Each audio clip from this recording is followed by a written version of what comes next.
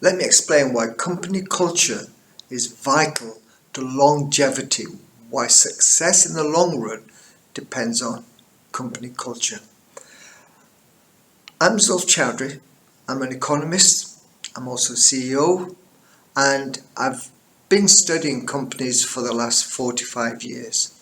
And there's a couple of things that I've noticed that companies, and the data proves it, that 70% of companies go bust in the first 2 years.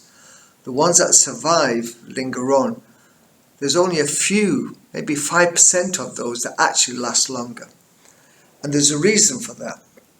And I don't think it's anything to do with money or opportunities, expanding business or using AI or anything like that. It's to do with culture. Now, what is culture? Let me explain.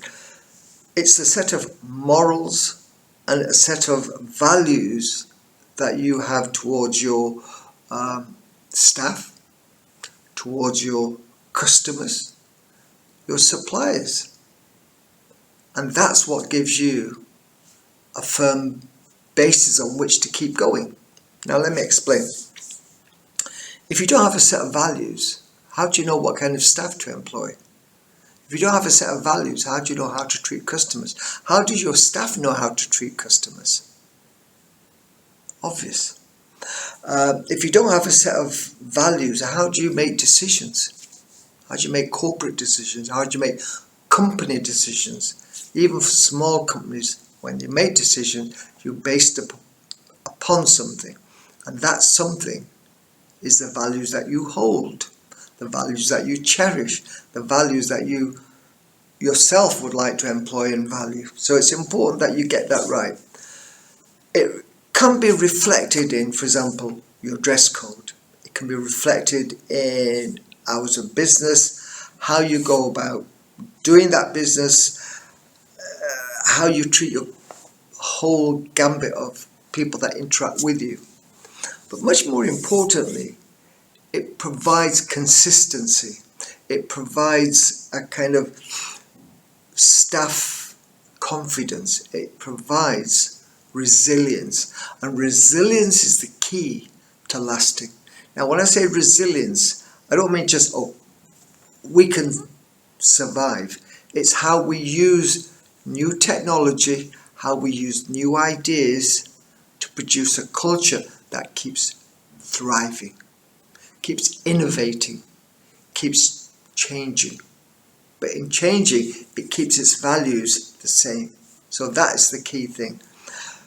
Let me just explain that companies that survive have that, and the companies that don't may last because they have 10 million customers, but in the long run, they're not going to survive. Let's just look at, say, Marks and Spencer, something that I'm aware of. I buy from Marks and Spencer. Why? Because if I go back and the clothing I've bought is the wrong size, doesn't quite fit me, I just go back. I don't even have to have a receipt and say, I want to replace that. They don't ask me a million questions. They just say, fine, either we'll replace it or we'll pay your money back. Great. But you can see that in their staff as well, because when you go in, their staff are so helpful. You think, I can't go wrong. Yes, I'll take their recommendation.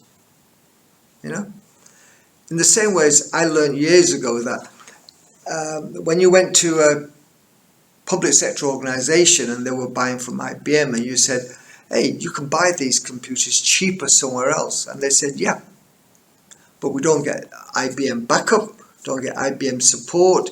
We know IBM will last, therefore it's worth buying. So they were putting value in, even though they were paying maybe twice as much, but they got what they paid for. So it's important that you understand that people are prepared to pay for value. But they're prepared to pay for company value, what you stand for. Now, the other thing is that, for example, something like another company is Nike. You buy their trainers because they've got good PR? No. You buy their trainers because you think, well, actually, they have some moral values. They do it well. They're egalitarian. Other companies have the same thing. The cooperative bank or the cooperative building society or the cooperative shops might be fractionally more expensive, but they've got a value that you will appreciate. Now, bringing it down to the level of a small company, I've been in restaurants, I've been in shops where maybe I've felt aggrieved, and instead of addressing my grievance, they've just said, well, that's it, take it or leave it. I've never been back. So if you want to have a thriving business that's going to last, talk to your customers. It's part of this social engagement. You talk to them, you improve, you keep your customers because they know you listen to them. And if you don't, forget it. So you can go to an MBA class, you can go to all these classes that'll teach you various principles, but the core principle is always going to be the values you start with. Thank you for listening. I hope you enjoyed it. If you have any questions, just drop me a quick email and I'll get back to you ASAP.